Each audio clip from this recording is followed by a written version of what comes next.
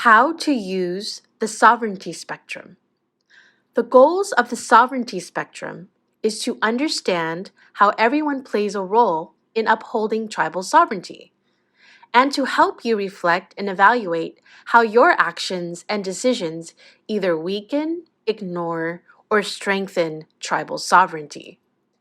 Before we can talk about how to use the sovereignty spectrum, we first need to explain what sovereignty is. The word sovereignty is a state, community, or political unit possessing independent power to govern itself.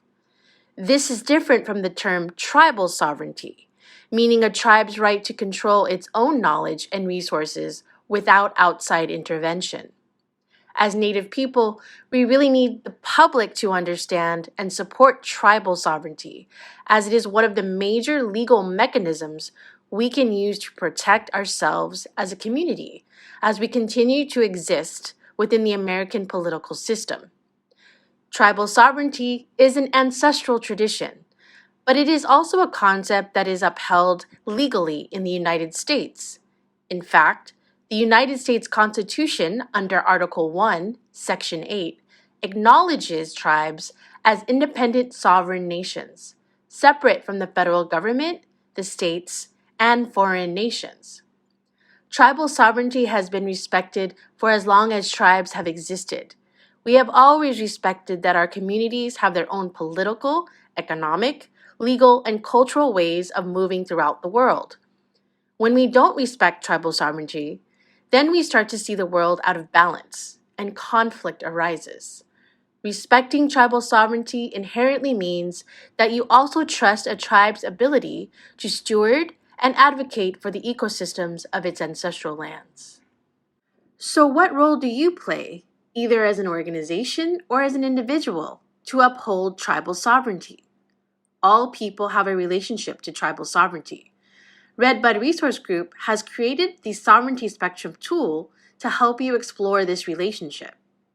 Redbud's Sovereignty Spectrum includes three categories or types of actions: sovereignty weakening actions, sovereignty ignoring actions, and sovereignty strengthening actions. The first category is sovereignty weakening actions.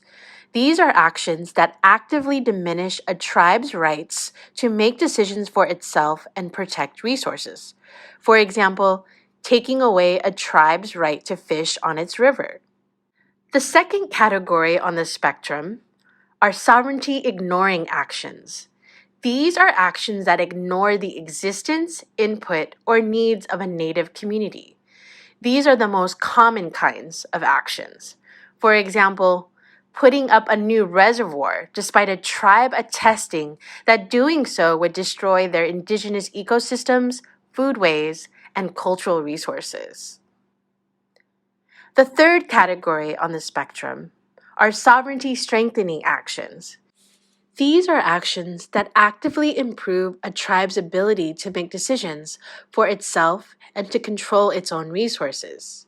For example, Section 106, requiring meaningful tribal consultation on any project that impacts a tribe culturally, ecologically, etc. As you can see, by viewing the spectrum, there are multiple types of actions, but not every action upholds tribal sovereignty. Take a moment to reflect and think of other actions required to nurture and sustain a sovereignty strengthening relationship.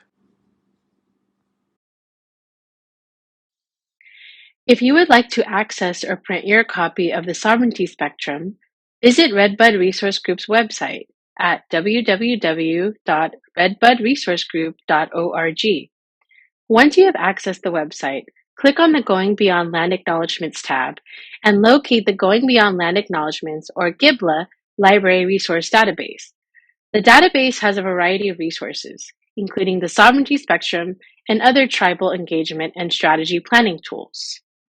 Native people are actively fighting against colonialism.